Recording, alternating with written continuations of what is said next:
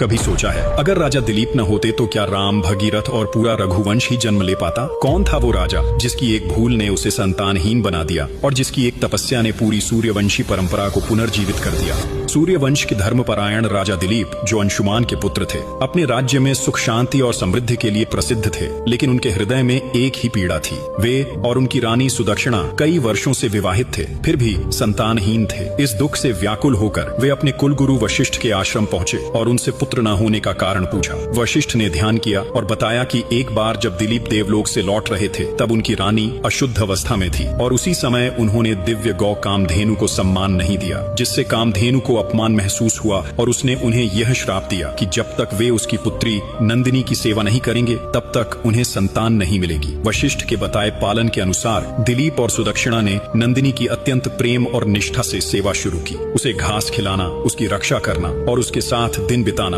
उनका नियम बन गया। 21 दिनों की सेवा के बाद एक दिन नंदिनी उन्हें जंगल की ओर ले गई और अचानक एक भयंकर सिंह ने उस पर हमला कर दिया। दिलीप ने तुरंत धनुष उठाया, लेकिन भगवान शिव के आदेश के कारण धनुष बाण निष्फल हो गए। तब सिंह ने कहा कि वह शिव का सेवक है और इस स्थान का रक्षक है और आज नंदिनी उसका भोजन बनेगी। दिलीप पहले भयभीत हुए, लेकिन तुरंत अपने धर्म को याद किया और नंदिनी को बचाने के लिए स्वयं अपने प्राण देने का प्रण लिया। उनकी यह निष्ठा, त्याग और सच्ची भक्ति देखकर नंदिनी ने अपना मोहक रूप प्रकट किया और बताया कि वह सिंह वास्तव में एक माइक परीक्षा थी। उनकी श्रद्धा से प्रसन्न होकर उसने दिलीप और सुदक्षिणा को पुत्र प्राप्ति का वरदान दिया। कुछ ही समय बाद रानी सुदक्षिणा गर्भवती हुई और उनका एक तेजस्वी पुत्र जन्मा, रघु, जो आगे चलकर रघुवंश की नींव बना और उसी वंश में आगे भगवान राम का जन्म हुआ। इसी वंश से भगीरथ राजा जन्मे थे, जिन्होंने तपस्या करके स्वर्ग से गंगा को पृथ्वी पर लाया और उस महान कार्य की वजह से उनका नाम सदैव अमर हो गया। जय श्री राम।